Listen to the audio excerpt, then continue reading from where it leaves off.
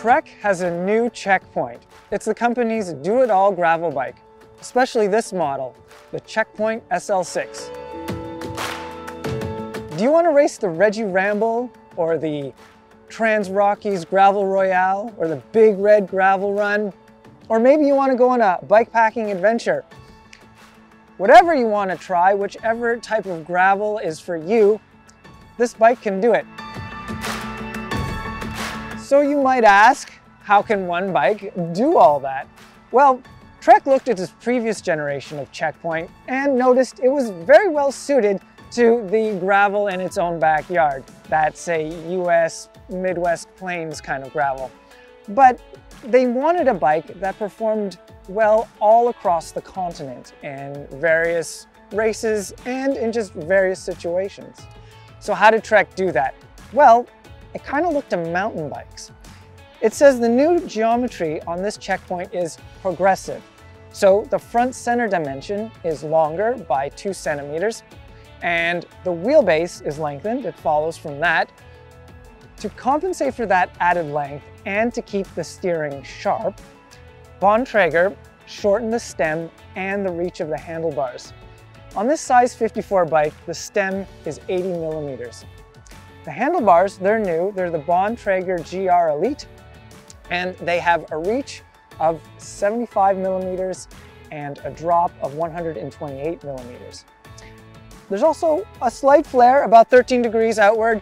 That allows you to be comfortable and in control while in the drops, especially going down steep descents.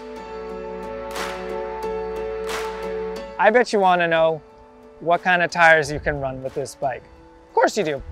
It comes spec'd with 40C tires, but it can take treads as wide as 45 millimeters. That's on a 700C wheel. You want to go 650B? You can. The bike isn't really designed for that shorter wheel, but it can handle it no problem. And there you can run a tire as wide as 2.1 inches. That's about 53 millimeters. Expect a slight penalty in the handling department if you go to those smaller hoops, because the bottom bracket will drop a bit, and like I mentioned, this is designed for the 700C wheels. You know, because bigger wheels, they roll over things better and they're just kind of faster. If you're familiar with Trek bikes, you've no doubt heard of IsoSpeed. That's the company's vibration damping technology. In this Checkpoint, the SL6, there is IsoSpeed in the seat tube. So this will give the seat post some added flex and then keep you a little comfortable on bumpy, rough roads. Now, some IsoSpeeds are adjustable. This one is not. Trek says this keeps everything inside and clean and away from grit. Also, the company noticed that most people don't change the IsoSpeed settings too much. So Trek has picked a setting that it thinks will work well in most situations. On the SL models of Checkpoint, the seat post is 27.2 millimeters in diameter. This allows you to run a dropper post, you know, to get that saddle out of the way on really tricky descents. And check this out. Behind these bottle mounts is a secret compartment. It's not that secret. Trek came out with this design on the Demone in 2019. But inside the down tube, you can put a multi-tool, a spare tube, CO2, the stuff that usually goes in the seat bag. And for more storage options, this bike comes with tons of mounts, like a crazy amount of mounts. You can run 3 water bottle cages if you want. There are mounts for a frame-specific bag that sits right under the top tube. There's fender mounts as well. There are 3 mounts on each fork blade, so you can carry at least 3 kilograms on each side of your fork. There's just mounts, mounts, and mounts. So I don't think you'll be wanting for space when you go bikepacking.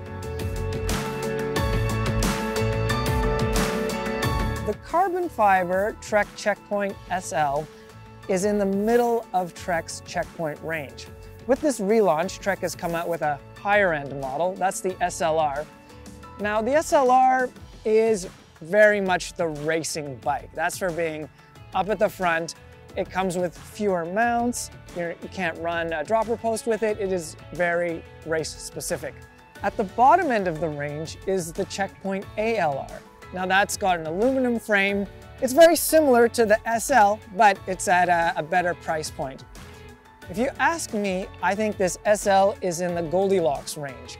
You can race it if you want, you can load it up if you want. It's a really versatile bike, and I think that's what you want with gravel.